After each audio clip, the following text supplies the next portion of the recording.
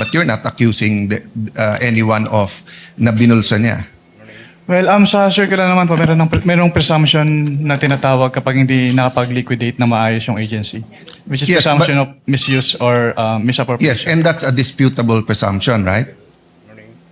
It is a prima facie presumption. Yes, a prima facie presumption is a disputable presumption. It's not a conclusive presumption, meaning yung prima facie, so lilipat yung onus sa kabila na i-prove na mali. Tama? Yes po, Your Honor. Yes, so hindi pa yun yung hindi ka pa rin dumating dun sa point na yon na parang hindi, as far as COA is concerned, ninakaw mo to. Again, I'm not talking about this case in general. At what point nga will you have a final COA document saying na yon? Kasi pag sinabi mo lang restitute lang, it could be restitute because you didn't use it for what you were using it for.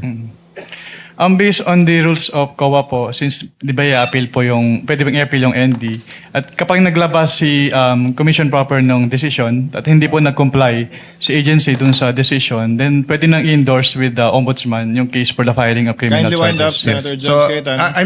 I'm okay. I just wanna hear the answer of both the prosecution With the permission of Senator Judge Allen, asking the counsels for the parties that same question will already make them give their own versions of the law, which I think should be coursed through the witness, similarly to how you asked the question to the witness, instead of it being placed on the record based on their own points of view.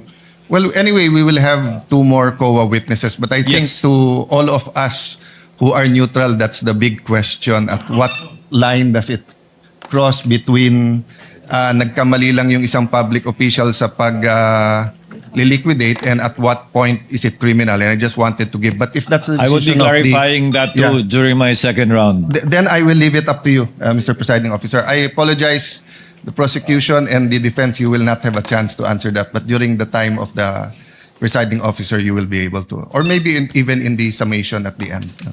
Thank you for your understanding, Senator. You may proceed, ma'am. When you're ready, you have 2 minutes. Yes, maraming salamat, Ginoong Pangulong Hukom.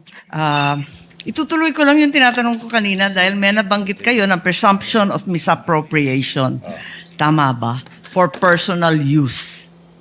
Based on the joint circular po, meron po. Oo, tama.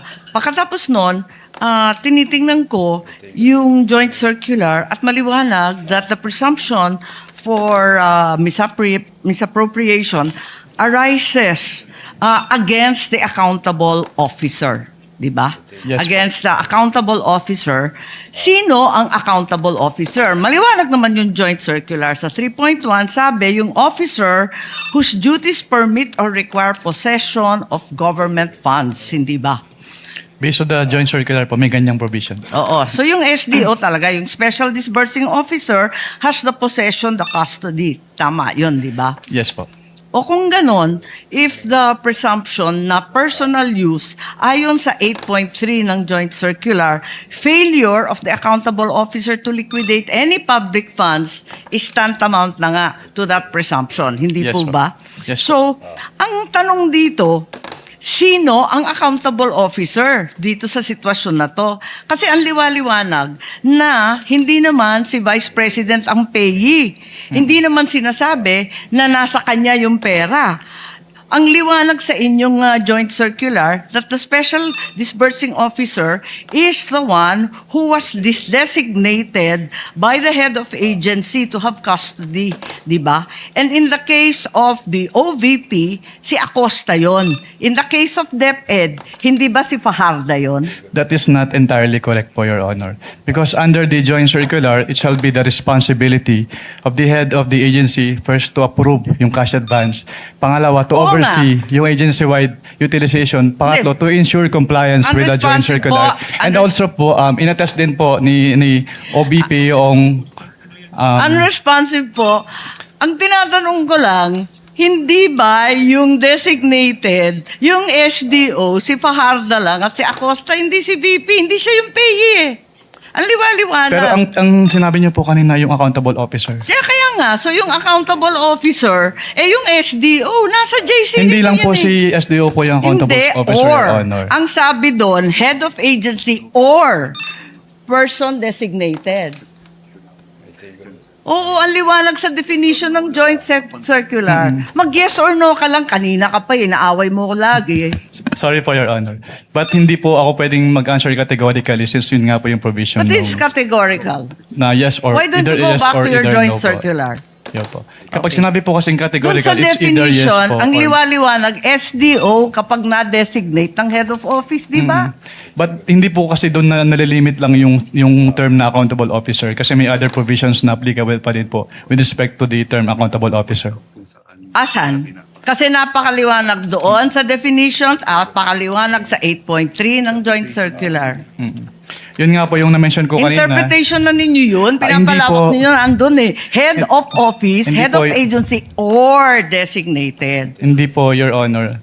Kasi yun nga po, nakalagay po doon sa... Sabi mo kanina yes, ngayon no naman. Wala po akong sinabing yes po, O Your sinabi Honor. mo kanina, oo, SDO nga in charge.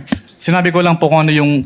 Kinonfirm ko lang po kung ano yung SDO po, Your Honor. Attorney Wamel, kindly avoid arguing with Senator apologies Judge for your Marcos. O sige po. Sorry. And kindly wind up, Senator Okay, Judge okay. Marcos. Pwede lang itanong kasi nalito ako kahapon.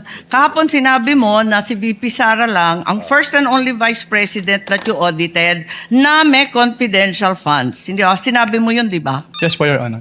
Tapos, kahapon, nung pinakita ng depensa, yung SARO na si VP Binay, noong 22 December 2014, may binigay na 6 million kay VP Binay ang DBM. Alin ba ang totoo sa dalawang sinabi mo magkatunggali? Yung pinakita po kahapon ay special allotment release order po. Ano. So nagkakaroon po ng special allotment release order kapag Alam merong... ko kung ano ang SARO, matagal na, tumanda na po kami sa Yes po. gobyerno. Pero hindi po kasi yan niliquidate sa ICPAO. So we wouldn't know if it was used Hindi, or pero not. ang klaro, may katibayan na hindi ka isa-isang VP, si VP Sara. Your Honor, since hindi po nagsabit ng liquidation, Teka. hindi din po... Teka, nandun ka na sa ICBAO noong 2014, sabi mo, di ba? Yes po. O kaya nga, Opo. o di kahit si VP Binay may confidential funds, the only VP audited was VP Sara. Ganun If ba I- yon? Since si VP Sala lang po yung nagsubmit ng liquidation. Pero Ba't hindi mo alam? if I may clarify po. Ba't hindi Wind mo up. alam? Nandun ka na noong 2014. Dapat Opo. alam mo yun eh. If I may clarify po, Your Honor.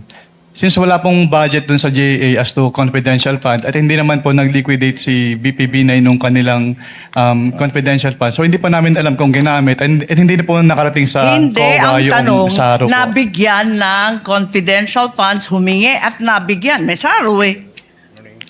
We wouldn't know Yun if lang it is naman ang used po. tanong eh. Of course, you know, may SARO. Sinabi mo nga, totoo yung sarong yun. Anyway, alin ang totoo? Si VP Binay o si VP Sara? Talaga bang totoo yung dalawa o iisa lang? We don't know. Based on our records po, si BP Sala lang po yung may liquidation. So maraming we don't know ang COA? Ganun ba yun?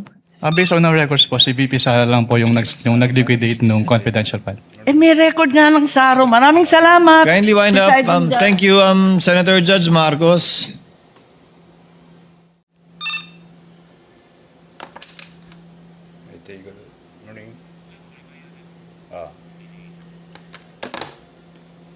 Linyo. But you're not accusing anyone of na binulsa niya. Well, sa circular naman po, merong presumption na tinatawag kapag hindi nakapag-liquidate na maayos yung agency.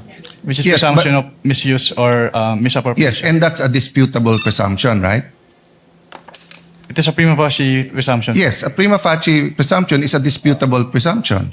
It's not a conclusive presumption, meaning yung prima facie, so lilipat yung onus sa kabila na i-prove na mali.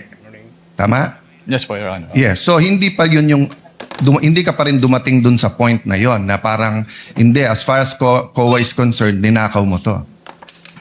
Again, I'm not talking about this case in general. At what point nga will you have a final COA document saying na yon? Kasi pag sinabi mo lang restitute lang, it could be restitute because you didn't use it for what you were using it for. Based on the rules of COA po, since di ba i-appeal po yung, pwede bang i-appeal yung ND, at kapag naglabas si commission proper ng decision at hindi po nag-comply si agency dun sa decision, then pwede nang i-endorse with the ombudsman yung case for the filing of criminal Kindly wind up, charges. Senator So John Cayetano. I'm okay. I just want